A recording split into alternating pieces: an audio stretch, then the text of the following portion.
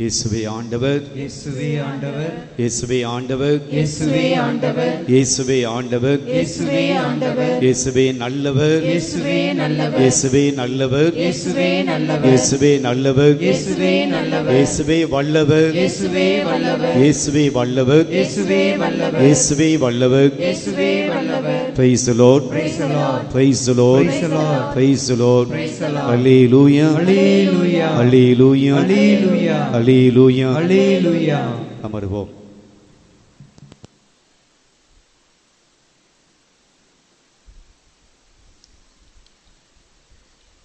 சற்று நேரம் இந்த ஆராதனையில் நான் ஏன் பங்கேற்க வந்திருக்கிறேன்? எப்பயும் வருவேன், ஆனால் இன்னைக்கு நான் வந்திருக்கிறேன். வீட்டில் கூட்டிகிட்டு வந்தாங்க, வேறு வழி இல்லை, வந்திருக்கிறேன். வீட்டில் இருக்கிறத விட கோயிலுக்கு போயிட்டு வரலாம், அந்த ஒரு மனநிலையில் வந்திருக்கிறேன். இன்னைக்கு ஆண்டோடைய கிருபை எனக்கு வேண்டும், ஆண்டோடைய ஆசீர்வாதம் எனக்கு வேண்டும்.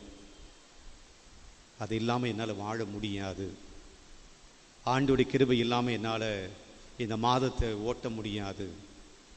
இந்த மாதத்தின் முதல் வெள்ளிக்கிழமையில் ஆண்டோடைய கிருபையை, அந்தோனியாவுடைய பரிந்துரையை பெற்று செல்ல வேண்டும். எப்படி வந்திருக்கிறோம்? ஒரு மேலோட்டமான மனநிலையில் நாம் வந்திருக்கிறோம் என்றால், பிரியமானவர்களே, இந்த நற்கனை ஆராதனை வழியாக எந்த யூஸும் கிடையாது, எந்த பயனும் கிடையாது. சும்மா வேடிக்கை பார்ப்பதற்காக நாம் வந்திருக்கிறோம் என்றால் எந்த பயனும் இல்லை. நம்பிக்கையோடு நாம் வந்திருக்கிறோம் என்றால் நிச்சயமாய் இந்த தேவன் உங்கள் வாழ்க்கையில் ஆசீர்வாதங்களை கொடுக்க போகிறார், அற்புதங்களை செய்ய போகிறார். Praise the Lord, praise the Lord. இன்றைய நற்செய்தி வாசகம் திருப்பலிக்காக நமக்கு கொடுக்கப்பட்டிருக்கக்கூடிய நற்செய்தி வாசகம் மார்க்கு நற்செய்தி 5ஆம் அதிகாரம் 21 முதல் 43 முடிய ஒரு நீளமான ஒரு பெரிய வாசகத்தை நாம் வாசிக்க இருக்கிறோம் திருப்பலியில். அதில் வரக்கூடிய நிகழ்வை மட்டும் நான் உங்களோடு பகிர்ந்து கொண்டு, இன்றைக்கு நற்கனை ஆராதனையில் இந்த தேவன், இந்த பலிப்பீடத்தில் வந்திருக்கக்கூடிய இறைவன் என்னை பயன்படுத்தி கொண்டு ஒரு சில காரியங்களை உங்களோடு பகிர்ந்து கொள்கிறார். திஸ் நாட் மை வேர்ட்ஸ், இது என்னுடைய எண்ணங்கள் அல்ல, இறைவன் என்னை பயன்படுத்திக் கொள்கிறார். நாம் ஒரு கவிதை, ஒரு கட்டுரை, அது ஏதோ ஒன்று எழுத வேண்டும். நாம் என்ன யூஸ் பண்ணுறோம் எழுதுவதற்கு? ஒரு பேப்பரில் எழுதுவதற்கு என்ன யூஸ் பண்ணுறோம்? பேனா யூஸ் பண்ணுறோம். அது பேனாவுடைய சிந்தனையாது. அந்த பேனாவை பயன்படுத்துகிற அந்த மனுஷனுடைய சிந்தனை. ஆனால் அதை பேப்பரில் கொண்டு வருவதற்கு என்ன பயன்படுகிறது? அந்த மனிதன் தன்னுடைய சிந்தனையை அந்த பேப்பரில் கொண்டு வருவதற்கு எது பயன்படுகிறது? அந்த பேனா பயன்படுகிறது. ஆண்டவர் என்னையும் அப்படியாக பயன்படுத்துகிறார். என் சிந்தனை அல்ல, ஆண்டவருடைய சிந்தனை. ஆக இந்த இறை வார்த்தையை படிக்கிற போது, இந்த இறை வார்த்தையை தியானிக்கிற போது, இறைவன் என்ன செய்ய சொன்னாரோ, எதை சொல்ல சொன்னாரோ அதையே நான் பகிர்ந்து கொள்கிறேன். ஆண்டவர் என் வழியாய் இந்த காரியங்களோடு பகிர்ந்து கொள்ள அழைப்பு விடுக்கிறார். செவியம் அடுக்குவோம். 2 புதுமைகளை, அற்புதங்களை நாம் இன்றைக்கு நற்செய்தியிலே வாசிக்கிறோம். 1, தொழுகை கூட தலைவன் யாயிர் என்ற ஒரு மனிதன் ஆண்டவர் இயேசுவிடம் வருகிறான். தன்னுடைய மகள் சாகும் தருவாயிலே இருக்கிறாள். நீங்க வாங்க, வந்து என்னுடைய மகள் மீது கை வைத்து ஜெபியுங்கள், கை வையுங்க, அவள் சுகம் பெற்றுக்கொள்வாள் என்று இயேசுவை தன்னுடைய வீட்டுக்கு அழைக்கிறான். இயேசுவும் அவனுடைய வீட்டுக்கு போகிறார். போகிற வழியிலே இன்னொரு பெண்மணி 12 ஆண்டு காலமாய் இரத்தப்போக்கூடிய பெரும்பாடுள்ள அந்த பெண்மணி இயேசுனுடைய ஆடையை தொடுகிறாள். அவள் சுகம் அடைகிறாள். அப்ப இயேசு தொடர்ந்து போவதை நிப்பாட்டிட்டு என்னுடைய ஆடையை தொட்டது யார், என்னுடைய ஆடையிலிருந்து வல்லமை வெளியே போயிருக்கிறது யார், என்னுடைய ஆடையை தொட்டது. அப்போ அந்த பெண் வருகிறார், நான் தான் தொட்டேன். இந்த 2 நிகழ்வுகள் நம் எல்லாருக்குமே தெரியும். இந்த 2 நிகழ்வுகளை இன்றைக்கு நற்செய்தியாக திரு அவை நமக்கு கொடுத்திருக்கிறது. பிரியமானவர்களே, இந்த 2 நிகழ்வுகள் இருக்கக்கூடிய சில காரியங்களை நாம் முதலில் யோசித்து அதை நாம் சிந்தித்து நம்ம வாழ்க்கைக்கு ஆண்டவர் கொடுக்கக்கூடிய ஒரு 3 காரியங்களை நாம் எடுத்துக்கொள்வோம். 2 பேருடைய மனநிலை அல்லது சூழ்நிலையை பார்ப்போம். இன்னைக்கு முதல் அந்த யாயீர் என்கின்ற தொழுகை கூடத்தினுடைய அந்த மனிதனுடைய சூழல் என்ன, நாம் அந்த வாசகத்தை எடுத்துப்போம். மார்க்கு நற்செய்தி 5ஆம் அதிகாரம் 21வது வசனத்தில் நாம் பார்க்கிறோம். அவனுடைய சூழ்நிலை என்னென்ன? அவன் ஒரு தொழுகை கூட தலைவன். ஒரு தொழுகை கூட ஒரு சர்ச், அந்த தொழுகை கூடத்தினுடைய இன்சார்ஜ். மக்கள் அந்த கோயிலுக்கு வருவாங்க, அவன் தான் எல்லாத்தையும் ரெடி பண்ணி கொடுக்கணும். இன்றைக்கு இந்த இறை வார்த்தை வாசிக்கணும், யார் அது படிக்கணும், அது பொருள் சொல்லணும். யாரும் இல்லைன்னா அவன் வாசிப்பான், அவன் அந்த இறை வார்த்தைக்கு விளக்கம் சொல்வான். அந்த தொழுகை கூடத்தினுடைய தலைவன். அப்போ தொழுகை கூடத்தினுடைய தலைவன் எங்க இருப்பான் அப்படின்னா, தொழுகை கூடத்தில் அதிகமாக இருப்பான். கடவுள் இருக்கக்கூடிய இடத்திலே தான் அவன் அதிகமாக இருப்பான். கடவுளுடைய பணியை தான் அதிகமாக செய்வான். இப்போ ஃபாதர் எங்க இருப்பார் அதிகமாக? அவர் எங்க ஊர் சுற்றுவார். அப்படியா? எங்க இருப்பார்? கோயிலில் இருப்பார். அதிகமான நேரம் அவர் கோயிலில் இருக்கணும். ஆக தொழுகை கூடத்தினுடைய தலைவன் கோயிலில் இருப்பான், கடவுளோடு இருப்பான், இறை வார்த்தையோடு இருப்பான், ஆலய பணிகளை செய்து கொண்டிருப்பான். அப்படிப்பட்டவனுக்கு என்ன வருது? ஒரு துன்பம் வருகிறது. என்ன துன்பம்? அவருடைய மகள் சாகும் தருவாயில் இருக்கிறாள். சாகும் தருவாயினா உயிர் போகக்கூடிய ஸ்டேஜ், சிக்னஸ் கிடையாது, உயிர் போகக்கூடிய ஒரு ஸ்டேஜ். நிச்சயமாக அந்த சமூகத்தில் நிறைய பேர் அவனுக்கு தெரியும், எல்லார்கிட்ட போய் இருப்பான், நிச்சயமா போய் இருப்பான். ஆனால் ஒன்று முடியாத சமயத்திலே, தன்னுடைய மகள் இறக்கக்கூடிய சமயத்தில் அவன் இயேசுவிடம் வருகிறான். இயேசுவிடம் வந்து எப்படியாவது என் மகளை காப்பாத்திடுங்க என்று சொல்லி ஆண்டவரை நம்பி வந்து காலில் விழுகிறான். என் பொண்ணை தொட்டு குணப்படுத்துங்க. இது அவனுடைய சூழல். இந்த பெண்மணியுடைய சூழல் என்ன? வேதம் ரொம்ப தெளிவாக சொல்லியிருக்கு. 12 ஆண்டு காலமாய் அவளுக்கு உடல் சரியில்லை. ஒரு உடம்புல இருந்து எவ்வளவு நேரம் ரத்தம் வெளியே போகலாம்? 12 ஆண்டு காலமாய் ரத்தப்போக்கூடிய பெண். 1 ஆண்டு கிடையாது, 2 ஆண்டு கிடையாது, 12 வருஷம் உடல்நிலை சரியில்லாமல். அடுத்த வாக்கியம் பாருங்க. அவள் தனக்கு உள்ளதெல்லாம் விற்று மருத்துவம் பார்த்தாள். உள்ளதெல்லாம் விற்றாள், எல்லாத்தையும் செலவு பண்ணிட்டான். ஆனால் என்ன நடந்தது? அவள் உடல்நிலை இன்னும் கேடுற்றது, இன்னும் மோசமா போயிடுச்சு. சொத்து போயிடுச்சு, செல்வம் போயிடுச்சு, பணம் போயிடுச்சு. இப்போ உடல்நிலையும் மோசமா போயிட்டே இருக்கு. 12 வருஷமா ஒருத்தர் நோயோடு இருந்தால் சொந்தக்காரங்க எப்படி நடந்து கொள்வார்கள்? உங்களுக்கு அந்த அனுபவம் இருக்கான்னு தெரியல. ஒரு மாதம் சிக்கா நீங்கள் படுத்தீங்கன்னா உங்களுடைய உறவினர்கள், சொந்தக்காரர்கள் உங்களை எப்படி பார்ப்பாங்க? கொஞ்சம் கொஞ்சமாக விலகி செல்வார்கள், அன்பு குறைந்து போகும். 12 வருஷமாய் ஒரு பெண் நோயோடு இருக்கிறாள். எப்படி இருந்துப்பாங்க? சொந்தக்காரங்க விலகி போயிருப்பார்கள். அல்லது எவ்வளவு கடவுளுடைய தண்டனை, கடவுளுடைய சாபம் எப்படியா இருக்கணும். அது யூத சமூகத்தில் நோய் வந்தாவே அது கடவுளுடைய சாபம் அப்படி நினைச்சாங்க. அப்போ 12 வருஷம் ஒரு பெண் நோயோடு இருக்கிறன்னா என்ன சொல்லி இருப்பாங்க? கடவுளுடைய சாபம். ஆக உடல் கெடுச்சு இருக்கிறது, கையில் இந்த காசெல்லாம் போயிடுச்சு, உறவுகள் யாரும் கிடையாது. அப்படிப்பட்ட நிலையில அவள் இயேசுவை தொட வருகிறாள், இயேசுவை பார்க்க வருகிறாள். 2 பேருடைய மனநிலை, 2 பேருடைய சூழ்நிலை ரொம்பவும் வருத்தப்படக்கூடிய, வேதனைப்படக்கூடிய ஒரு கஷ்டமான ஒரு சூழ்நிலையில் 2 பேர் இயேசுவை பார்க்க வருகிறார்கள். பிரியமானவர்களே, அது பின்பாக நடந்தது நான் ஏற்கனவே சொன்னேன். யாயிர் வீட்டுக்கு இயேசு போகிறார், அவருடைய மகளை சுகப்படுத்துகிறார். இந்த பெண்ணையும் ஆண்டவர் இயேசு சுகப்படுத்துகிறார். பிரியமானவர்களே, இந்த வாசகத்திலிருந்து ஒரு 4 கருத்துக்களை இன்னைக்கு ஆண்டவர் நமக்கு கொடுக்கிறார். எடுத்துக்கொள்வோம். முதல் செய்தி, வாழ்க்கையில துன்பங்கள் இல்லாமல் வாழ முடியும் என்பது ஒரு கற்பனை மட்டும்தான். There is no problem at all.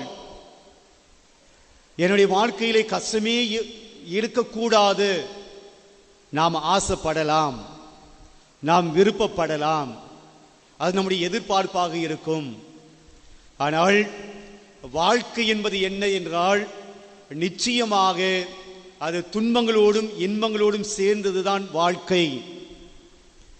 அது ஒரு சாதாரண பெண்மணியாக இருந்த, பெரும்பாடுள்ள பெண்மணியாக இருந்தாலும் சரி, தொழுகை கூடத்தில் இருந்த, கடவுளுடைய ஆலயத்தில் இருந்த, கடவுளோடு இருந்த, கடவுளுடைய பணியை செய்த அந்த யாயிர் தொழுகை கூட தலைவனாக இருந்தாலும் சரி, நீ கடவுளை வழிபடாதவனாக இருந்தாலும் சரி, நீ கடவுளை வழிபடக்கூடியவனாக இருந்தாலும் சரி, வாழ்க்கையில துன்பங்கள் உண்டு. நாம எல்லோருமே எப்படி நினைக்கிறோம், யோசிக்கிறோம். நான் கோயிலுக்கு போறேன், நான் கடவுளை கும்புறேன், நான் கடவுளுடைய வார்த்தையை கேட்கிறேன், பூசைக்கெல்லாம் போறேன், ஆராதனைக்கு போறேன், அந்தோனியாருடைய நாளிலே நான் போகிறேன், அந்தோனியாருக்கு மெழுகுதிரி ஏற்றுறேன், கடவுளுடைய காரியங்களை நான் சரியா தான் இருக்கிறேன், ஏன் எனக்கு துன்பம்? அப்படி என்றால் தொழுகை கூட தலைவன் ஆலயத்தில் இருந்தான், ஆலய பணி செய்தான். அவனுடைய மகளுக்கு ஏன் சாகும் தருவாயில ஒரு நோய். துன்பம் என்பது நீ யாரு, எப்படிப்பட்டவன் என்றெல்லாம் இல்லை. வாழ்க்கையில, இந்த உலக வாழ்க்கையில எல்லோருக்கும் துன்பம் உண்டு. அது ஆணாக இருந்தாலும் சரி, பெண்ணாக இருந்தாலும் சரி, நீ ஆலயத்துக்கு வெளியே இருப்பவனாக சரி, ஆலயத்துக்கு உள்ளே இருந்தாலும் சரி, நீ ஆண்டவரை இறுக்கமாக பிடித்திருந்தாலும் சரி, ஆண்டவரை இறுக்கமாக பிடிக்காமல் இருந்தாலும் சரி, வாழ்க்கையில பிரச்சனைகள் உண்டு. பிரச்சனை இல்லாமல் வாழ்வு இல்லை, பிரச்சனை இல்லாமல் வாழ்க்கை கிடையாது. அப்ப நாம ஒன்றை புரிந்து கொள்ள வேண்டும். நாம் இயேசுவை அல்லது கடவுளை தேடி வருவதனால் என் வாழ்க்கையில பிரச்சனையே வரக்கூடாது, இல்லை, பிரச்சனை உண்டு. நம்முடைய கடவுள் இன்னும் ஒருபடி மேலாக, என்னை பின்பற்ற விரும்புகிறவன் தன்னுடைய சிலுவையை சுமந்து கொண்டு என்னை பின்பற்ற வேண்டும் அப்படின்னு சொல்றார். உன்னுடைய துன்பங்களை எல்லாம் ஏற்றுக்கொண்டு என்னை பின்பற்ற வேண்டும் அப்படின்னு சொல்றார். அதுக்கு முன்னாடி அவர் தன்னுடைய சிலுவையை சுமந்து நமக்காக உயிர் விட்டார். அப்ப கிறிஸ்தவ வாழ்க்கை என்பது துன்பம் இல்லாமல் வாழ்கிற வாழ்க்கை இல்லை, கஷ்டம் இல்லாமல் வாழ்கிற வாழ்க்கை கிடையாது. எல்லாருடைய வாழ்க்கையிலும் துன்பங்கள் வரும். அது தொழுகை கூட தலைவனுடைய வீட்டிற்கும் துன்பம், சாதாரண பெண்ணுக்கும் துன்பம். பிரியமானவர்களே, துன்பங்கள் உண்டு. இந்த உலகத்திலே நாம் வாழ்கிறோம் என்றால் துன்பங்களை சந்திக்க வேண்டும். இன்றைக்கு தன்னுடைய வாழ்க்கையிலே துன்பங்கள் வந்த 2 பேர் தங்களுடைய துன்பத்திலிருந்து வெளியே வருவதற்கு என்ன செஞ்சாங்க? என்னுடைய வாசகம் என்ன சொல்லுது? தங்களுடைய துன்பத்திலிருந்து வெளியே வருவதற்கு என்ன செய்தார்கள்? இன்னைக்கு நாம என்ன செய்கிறோம்? சில பேர் தீய பழக்க வழக்கங்களுக்கு போவது உண்டு. குடிச்சா பிரச்சனை சால்வ் ஆயிடும், இந்த போதை மருந்துக்கு போனால் சால்வ் ஆயிடும், அல்லது சில பொழுதுபோக்குகளுக்கு போனால் என் பிரச்சனை சால்வ் ஆயிடும், ஒரு சினிமா பார்த்தா என் பிரச்சனை சால்வ் ஆயிடும், கொஞ்சம் தண்ணி அடிச்சா என் பிரச்சனை சால்வ் ஆயிடும். அதெல்லாம் நம்முடைய பிரச்சனைகளுக்கு தீர்வு அல்ல. இன்னும் சில பேர் என்ன பண்ணுவாங்க? தற்கொலை பண்ணி கொள்ளலாம், சூசைட் பண்ணிக்கலாம், என் பிரச்சனை முடிஞ்சிச்சு. நம்முடைய துன்பங்களுக்கு நம்முடைய உயிரை விடுவதுதான் சொல்யூஷன் அப்படின்னு சில பேர். சமீபத்தில் ஒரு மிகப்பெரிய தொழில் அதிபர் 200 கார்கள், வெளிநாட்டு கார் வாகனங்கள் வைத்திருந்த தொழில் அதிபர், ரியல் எஸ்டேட், தன்னுடைய வீட்டுக்கு ரெய்டு வந்ததினாலே வீட்டுக்குள்ளேயே தன்னை சுட்டு மாய்த்து கொண்டார், தற்கொலை செய்து கொண்டார். பிரச்சனை முடிஞ்சிச்சு அப்படின்னு நினைச்சிட்டார். பிரச்சனை முடியல, அவர் தான் போயிட்டார்.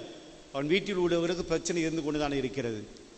தவறான முடிவுகள், பிரச்சனை வந்த உடனே தவறான முடிவுகள் எடுப்பது, இப்படி போகலாம் அப்படி போகலாம், இது செய்யலாம். இன்னும் சில பேர் பிரச்சனை எப்படி அணுகுகிறோம், அவர்கிட்ட போன பிரச்சனை சால்வ் ஆயிடும், இவர்கிட்ட போன பிரச்சனை சால்வ் ஆயிடும். மக்களுடைய உதவியை கேட்கிறோம், மக்களை நம்புகிறோம். ஆனால் இந்த 2 பேர் யாரை தேடி வந்தார்கள்? யாரை தேடி வந்தான்? ஆண்டவரை தேடி வந்தான். இந்த பெண்மணி யாரை தேடி வந்தாள்? ஆண்டவரை தேடி வந்தாள். நம்முடைய துன்பங்களில் ஆண்டவரை நாம் எந்த அளவுக்கு இறுக்கமாக பிடித்துக் கொள்கிறோம்? நம்முடைய கஷ்டங்களில் ஆண்டவரை எந்த அளவுக்கு நாம் முழுமையாய் நம்புகிறோம்? பிரியமானவர்களே, முதல் செய்தி,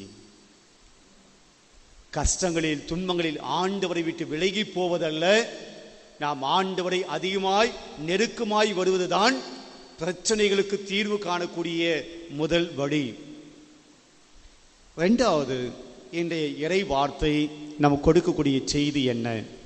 பிரியமானவர்களே, நம்முடைய வாழ்க்கையில எல்லாருக்கும் பிரச்சனை இருக்கு. நம்மால் முடிந்த பிரச்சனைகளை தீர்ப்பதற்கு கடவுள் ஒருபோதும் உதவி செய்ய மாட்டார். வார்த்தையில நல்லா புரிஞ்சுக்கிங்க. நம்மால் சால்வ் பண்ணக்கூடிய பிரச்சனைகளுக்கு கடவுள் ஒருபோதும் அந்த பிரச்சனைக்கு சால்வ் பண்ண வரமாட்டாரு.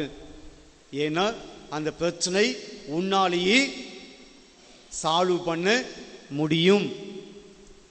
உங்களால் தீர்க்க முடிந்த பிரச்சனைகளை நீங்கள் தீர்த்துக் கொள்ளுங்கள் என்று கடவுள் நம்மிடம் கொடுக்கிறார்.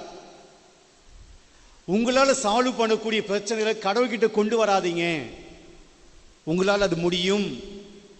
அதுக்குண்டான கெப்பாசிட்டி, அதுக்குண்டான ஆற்றல், அதுக்குண்டான வல்லமை ஆண்டவர் கொடுத்திருக்கிறார். நம்மால் தீர்க்க வேண்டிய பிரச்சனைகள், நம்மால் தீர்க்க முடிந்த பிரச்சனைகளை நாம தீர்த்து கொள்ள வேண்டும். ஆனால் நாம் என்ன செய்கிறோம்? எல்லாத்தையும் அவர்கிட்ட போட்டுடுது. எனக்கு வேலை வேணும் அவர்கிட்ட, எனக்கு இது வேண்டும் அவர்கிட்ட, எனக்கு அது கிடைக்கணும் அவர்கிட்ட. பிரியமானவர்களே, நம்மால் தீர்த்து கொள்ளக்கூடிய பிரச்சனைகளை, சால்வ் பண்ண வேண்டிய பிரச்சனைகளை நாம் சால்வ் பண்ண வேண்டும். ஆனால் இன்றைய நற்செய்தி சொல்லுகிறது, சாகும் தருவாயில் இருக்கக்கூடிய மகளுக்கு ஆண்டவர் உதவி செய்கிறார். சாகும் தருவாயில, அதுக்கு மேல என்னால் முடியாது, என்னால் முடியாது, இன்னும் கொஞ்சம் விட்டு என்னுடைய பொண்ணு செத்து போயிடுவார், there is no chance, இதுக்கு மேல என்னுடைய பலம் உதவாது, என்னுடைய சக்தி உதவாது, என்னுடைய பொண்ணை காப்பாற்ற முடியாது, என் பொண்ணு கடைசி கட்டத்துக்கு வந்துட்டார், அதுக்கு மேல என்னால் எதுவும் செய்ய முடியாது, அதுக்கு மேல கடவுள் தான் செய்ய முடியும். இங்கே இந்த பெண்மணி வர வர அவருடைய உடல்நலம் கேடுற்றது, இனிமே முடியாது, குணப்படுத்த முடியாது. 12 வருஷமா போராடினா, மருத்துவ கிட்டலாம் போனா, எல்லாம் செஞ்சா, முடியல. கடைசியில அவள் சாகும் தருவாயில் இருக்கிறாள். 2 பேருடைய நிலைமை என்னது? மனுஷனால அந்த பிரச்சனையை சால்வ் பண்ண முடியாது. எனவே எங்க வந்தாங்க? கடவுள்கிட்ட வந்தாங்க. பிரியமானவர்களே, நம்மால் தீர்க்கக்கூடிய பிரச்சனைகளை கடவுள்கிட்ட கொண்டு வர வேண்டிய அவசியம் இல்லை, அது நம்மால் தீர்க்க முடியும். ஆனால் நம்மால் தீர்க்க முடியாத பிரச்சனையில் வருகிற போது, அதை ஆண்டவரிடம் கொண்டு வருகிற போது கடவுள் கைவிட மாட்டார். கடவுள் கைவிட மாட்டார். நாம என்ன சொல்றோம் அப்படின்னா, என்ன நினைக்கிறோம் அப்படின்னா, நம்மால் தீர்க்கக்கூடிய பிரச்சனைகளை கடவுள்கிட்ட கொடுத்துட்டு நீங்க தீர்த்து வைங்க, நீங்க பண்ணி வைங்க, நீங்க முடிச்சு வைங்க. அந்த பிரச்சனை ஆண்டவர் முடிக்கிறது இல்லை. அதனால நாம் என்ன சொல்றோம்? என் ஜெபத்தை கடவுள் கேட்கறது கிடையாது, என் ஜெபத்தை கடவுள் ஆன்சர் பண்றது கிடையாது, பண்ண மாட்டாரு. ஏன்னா அந்த பிரச்சனை உன்னால தீர்க்க முடியும். ஆனால் என்னால் முடியாத பட்சத்தில், என்னால் இயலாத பட்சத்தில் சாகும் தருவாயில, ஆண்டவரே இதுக்கு மேல என்னால் முடியாது, இதுக்கு மேல என்னால் செய்ய முடியாது, என் பலம் உதவாது, என் பணம் உதவாது, என் திறமை உதவாது, என்னுடைய அறிவு உதவாது, நீங்க மட்டும்தான் அதை செய்ய முடியும் என்ற சூழலுக்கு நாம் தள்ளப்படுகிற போது நாம் தேவன் நம்மை கைவிட மாட்டார். Praise the Lord, praise the Lord. அப்ப எல்லா பிரச்சனைகள் எல்லா தேவைகளையும் ஆண்டவர்கிட்ட கொண்டு வரணுமா? கொண்டு வரணுமா? இவ்வளவு நான் என்ன சொல்லிட்டு இருந்தேன்? எனக்கு இது வேணும் அது வேணும் எல்லாத்தையும் ஆண்டவர்கிட்ட போட்டுடணும் இல்லையா? நம்மால் எது முடியாதோ அதை ஆண்டவரிடம் வைக்கிற போது அவர் செய்வார். உன்னால் முடிஞ்சதை நீ பார்த்துக்க அப்படின்னு சொல்லி ஆண்டவர் நமக்கு வழி காட்டுவார். நாம் தான் செய்யணும். எக்ஸாம் நான் தான் எழுதணும், நான் தான் படிக்கணும். நான் படித்தா, நான் நல்லா படித்தா நான் எக்ஸாமில் என்னால் மார்க் வாங்க முடியும். அதுக்கு கடவுள் அற்புதம் செய்யணும் அவசியம் கிடையாது. நானே எக்ஸாம் படித்து, நானே நல்லா படித்து, நானே நிறைய மார்க் வாங்க முடியும். அது என்னால் முடியும். ஆனால் அது செய்யாமல் ஆண்டுகிட்ட மெழுகுவத்தி ஏற்றிட்டு ஆண்டவருக்கு நிறைய மதிப்பெண் வாங்கி கொடுங்கன்னா பண்ணுவாரா? சோம்பேறிகளை ஆண்டு ஒருபோதும் ஆசீர்வதிப்பதில்லை. உங்களுடைய கடமைகளை நீங்கள் செய்யாமல் ஆண்டவரிடம் சொல்லக்கூடிய மன்றாட்டுகள் ஒருபோதும் பலனளிப்பதில்லை. மாறாக என்னுடைய முயற்சி அனைத்தும் முடிந்து போகிற போது, நான் ஒன்றுமில்லாமல் போகிற போது, என் தேவன் மட்டுமே என்னை காப்பாற்ற வேண்டிய சூழல் வருகிற போது என் தேவன் என்னை காப்பாற்றுவார், என்னை கைவிட மாட்டார். மூன்றாவது இறுதியாக பிரியமானவர்களே, தொடுகை கூட தலைவன் தன்னுடைய மகளை குணப்படுத்தும்படியாக கூப்பிடுறார். இயேசு மூவ் பண்றார். ஆனால் நடுவில் பிரேக். அந்த பொண்ணு வந்து இயேசுனுடைய ஆடையை தொட்டு அங்கே ஒரு ஸ்டாப், பிரேக். அந்த மனுஷனுடைய நம்பிக்கை, அவனுடைய எண்ணம் எப்படி இருக்கும்? அந்த பெண்ணை திட்டி இருப்பான். என் பொண்ணை காப்பாற்றுறதுக்காக நான் இயேசு வேகமாக கூட்டிட்டு போறேன், இந்த லேடி நடுவில் வந்து இயேசுவை தடுத்துட்டாலே, என் பொண்ணு செத்து போச்சுன்னா என்ன பண்றது? பிரியமானவர்களே, இன்னொரு இடத்துல நான் பார்க்கிற போது அந்த பொண்ணு செத்து போயிடுவாங்க. இயேசுவை தொந்தரவு பண்ணாதீங்க, அவர் இறந்துட்டாரு அப்படின்னு சொல்லுவாங்க. அது வேற ஒரு பகுதி.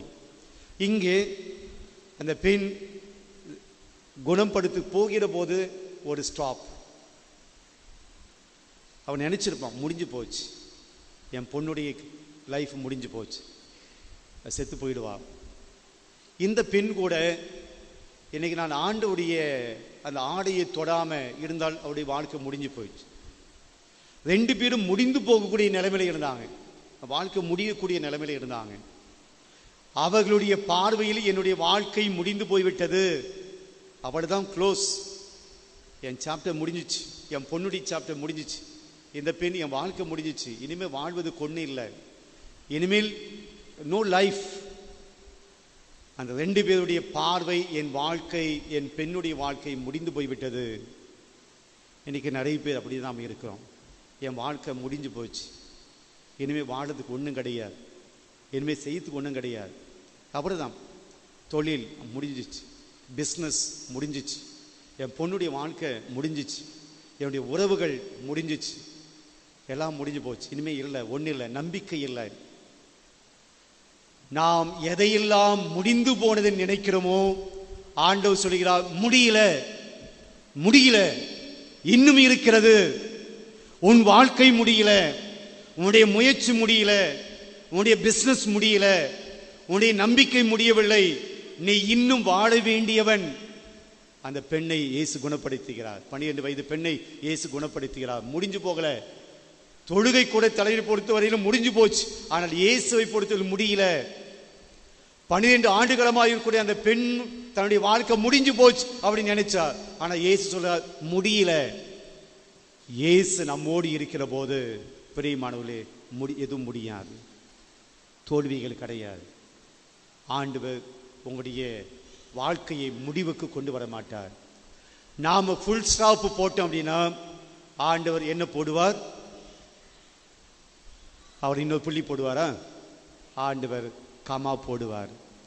ஃபுல் ஸ்டாப் என்பது முடிந்து போகிறது, ஆனால் ஆண்டவர் சொல்கிறார் முடியல, அது கமா தான்.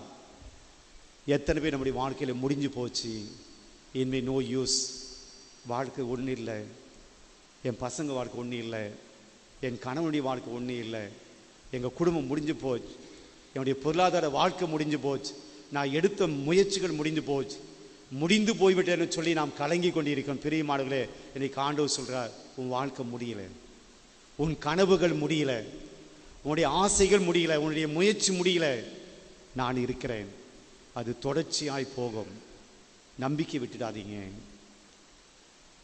நான் உங்களோடு இருக்கிறேன். பிரியமானவர்களே, நம்முடைய தேவன் இன்னைக்கு சொல்லக்கூடிய செய்தியை தான், கஷ்டங்கள் இருக்கும், ஆண்டவரை தேடுங்கள், ஆண்டவரை நம்புங்கள். நம்முடைய பிரச்சனைகளை நாம் சால்வ் பண்ணுற வரைக்கும் அவர் சும்மா தான் இருப்பார். நம்முடைய பிரச்சனை எதெல்லாம் நம்மளால் சால்வ் பண்ண முடியுமோ அதுவரை அவர் சும்மா தான் இருப்பார். எப்போ என்னால் முடியல, ஆண்டோடைய என்னால் முடியல என்று நம்மை முழுவதுமாய் ஆண்டோடைய கரத்தில் ஒப்பு கொடுக்கிறோமோ அவர் டேக்கப் பண்ணுவார், அவர் பார்த்துப்பார். உன்னால் முடியலையா, நான் பார்த்து கொடுக்கிறேன். நாம் வலுவிழந்து ஒன்றுமில்லாமல் போகிற போது நாம் தேவன் நம்மை தாங்கிக் கொள்கிறார். நாம் எதையெல்லாம் முடிந்து போது நினைக்கிறோமோ, என் மகனே மகளே முடியல, நான் இருக்கிறேன், அது கண்டினியூ ஆகும், தொடர்ச்சியாக நான் உன்னோடு இருக்கிறேன். ஆண்டவருக்கு நன்றி சொல்வோம். பிரியமானவர்களே, பல பேர் உங்களுடைய வாழ்க்கையில் சில காரியங்களை முடிஞ்சு போச்சுன்னு நினச்சி இருக்கலாம். ஐயோ, என்னால் நோய் நோக்காடுகள் என் வாழ்க்கை முடிஞ்சு போச்சு இருக்கலாம். ஆனால் இன்னைக்கு ஆண்டவர் சொல்றார், தோல்விகள், கஷ்டங்கள், கவலைகள், பிரச்சனைகளினால் உங்கள் வாழ்க்கை முடியாது. நான் உங்கள் வாழ்க்கையில் புதியதை கொண்டு வருவேன், நல்லதை செய்வேன். ஆண்டவருடைய கிட்ட நம்ம ஒப்பு கொடுப்போம். ஆண்டவரே, என்னோடு இருந்து வழி நடத்தும், என்னை ஆசீர்வதியும் பாடலை பாடி ஆண்டவருடைய உதவியை கேட்போம்.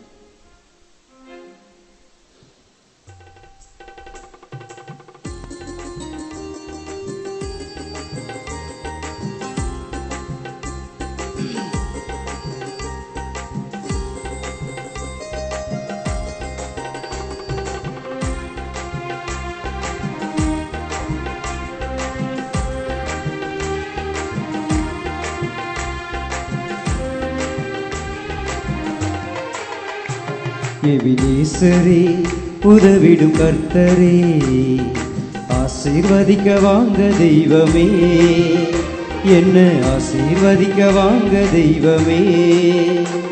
எபினேசரே, உதவிடும் கர்த்தரே, ஆசீர்வதிக்க வாங்க தெய்வமே, என்னை ஆசீர்வதிக்க வாங்க தெய்வமே.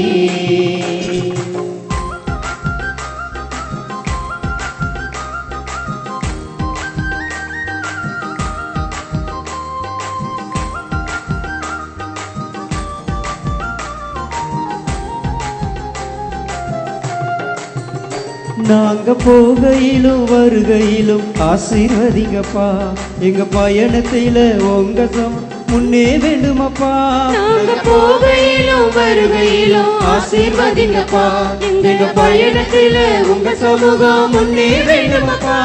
நாங்க கால் மிதிக்கும் தேசம் நீங்க ஆசீர்வதிக்க வேண்டும், நாங்க கால் மிதிக்கும் தேசம் நீங்க ஆசீர்வதிக்க வேண்டும். எங்க பாதையில வெற்றி தாங்கப்பா, எங்க பாதையில வெற்றி தாங்கப்பா. எபினேசரே, உதவிடும் கர்த்தரே, ஆசீர்வதிக்க வாங்க தெய்வமே, என்னை ஆசீர்வதிக்க வாங்க தெய்வமே.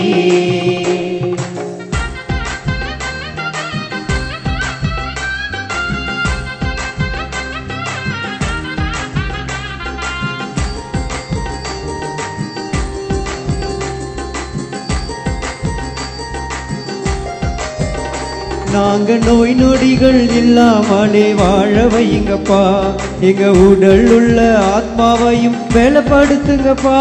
நாங்க நோய் நொடிகள் இல்லாமலே வாழ வைங்கப்பா, எங்கள் உடல் உள்ள ஆத்மாவையும் பலப்படுத்துங்கப்பா. கழுகு போல நாங்களும் சிறகடித்து பறக்கணும், கழுகு போல நாங்களும் சிறகடித்து பறக்கணும். உயர உயர பறக்க வைங்கப்பா, உயர உயர பறக்க வைங்கப்பா. எபினேசரே உதவிடும் கர்த்தரே ஆசீர்வதிக்க வாங்க தெய்வமே என்னை ஆசீர்வதிக்க வாங்க தெய்வமே எபினேசரே உதவிடும் கர்த்தரே ஆசீர்வதிக்க வாங்க தெய்வமே என்னை ஆசீர்வதிக்க வாங்க தெய்வமே. நம்மை ஆசீர்வதிப்பதற்காக ஆண்டவர் நற்கணையிலே நம் வடிவிலே வர இருக்கிற நம்முடைய மத்தியிலே வர இருக்கிறார். ஆண்டவர் நம்மை கடந்து போக வருகிறார். ஆசீர்வாதத்தின் நேரம், ஆண்டவை நம்மை தொடக்கூடிய நேரம். யாயிர் வீட்டுக்கு ஆண்டவர் சென்றது போல செல்கிற பாதையில இயேசுனுடைய உடையை தொட்டு சுகம் பெற்றுக்கொண்ட அந்த பெண்ணை போல ஆண்டவர் நம்மை கடந்து வருகிற போது நம்பிக்கையோடு ஜெபிப்போம். அது உங்களுடைய உடல் நோயாக இருக்கலாம், உங்களுடைய மனநோயாக இருக்கலாம், உங்கள் வாழ்க்கையில் நீங்கள் துன்பப்படுகிற கஷ்டப்படுகிற காரியங்களாக இருக்கலாம். எதற்காக இந்த நாளிலே ஆண்டவருடைய கிருபை வேண்டுமோ, எதற்காக ஆண்டு உங்களை தொட வேண்டும் என்று நினைக்கிறீர்களோ, எந்த அற்புதம் இந்த நாளிலே ஆண்டவர் எனக்கு தர வேண்டும் என்று நீங்கள் ஆசைப்படுகிறீர்களோ, எது நடந்தால் என் குடும்பம், என் வாழ்க்கை, என்னுடைய பிள்ளைகளுடைய வாழ்க்கை நன்றாக இருக்கும் என்று நீங்கள் ஆசைப்படுகிறீர்களோ, அந்த காரியத்தை ஆண்டவர் உங்களை கடந்து செல்கிற போது ஆண்டவருடைய பாதத்தில் வையுங்கள். ஆண்டவரே, உம்முடைய ஆடையை தொட்டால் நான் சுகமடைவேன் என்று ஆழமான அந்த நம்பிக்கையில் அந்த பெண் இயேசுனுடைய ஆடையை தொட்டாலே அந்த நம்பிக்கையோடு ஆண்டவரே ஒரு வார்த்தை சொல்லும் என்னுடைய ஊழியன் குணமடைவான் என்று சொன்ன அந்த மனிதனை போல அந்த நம்பிக்கையோடு ஆண்டவர் நம்மை கடந்து செல்கிற போது ஆண்டவருடைய கரத்தில் நம்மை வைப்போம். அவர் நம்மை பார்த்து கொள்வார். நம்முடைய துன்பம், துயரம் எல்லாவற்றுக்கும் விடுதலை கொடுக்கக்கூடிய நேரம், ஆண்டவர் நம்மை தொடக்கூடிய நேரம். ஆண்டவரிடம் நம்பிக்கையோடு நம்முடைய தேவைகளை எடுத்துச் சொல்லி ஆண்டவருடைய வல்லமையை நாம் பெற்றுக்கொள்வோம்.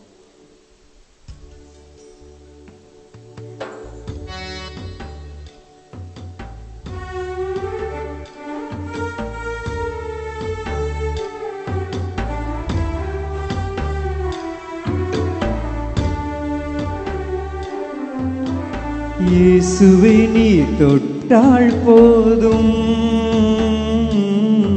என்னுடலெல்லாம் அற்புதம் காணும். இயேசு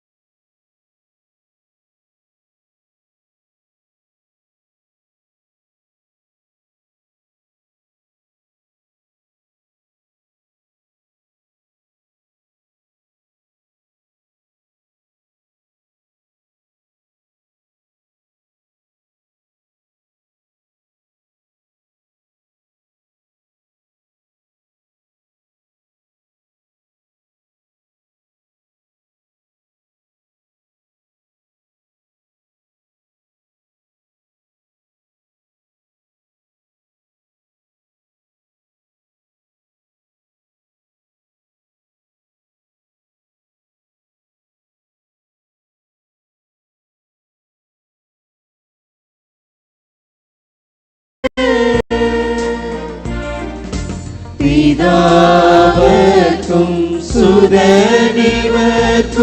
புகழ்ச்சியோடு வெற்றியார்க்கும் மீட்பின் பெருமை மகிமையோடு வலிமை வாழ்த்து யாவுமாக இருவரிடமாய் வருகின்றவரா தூய ஆவி ஆனவர்க்கும் அளவில்லாத சம புகழ்ச்சி என்றுமே கொண்டாகுக.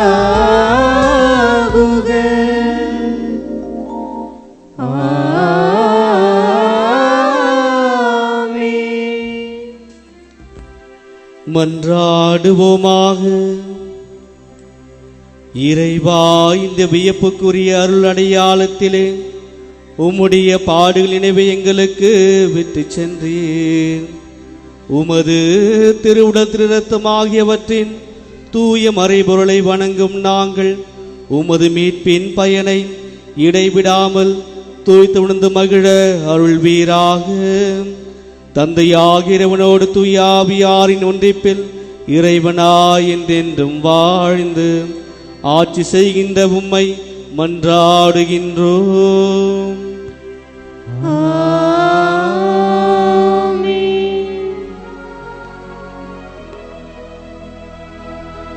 தாவீதின் மைந்தனே, மனமிரங்கும் ஐயா, உயிருள்ள தேவனே, உயிர் தாரும் ஐயா, தாவீதின் மைந்தனே, மனமிரங்கும் ஐயா, உயிருள்ள தேவனே,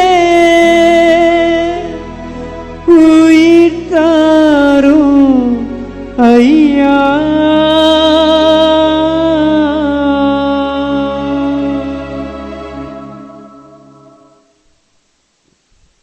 திருப்பலி கருத்துக்கள்.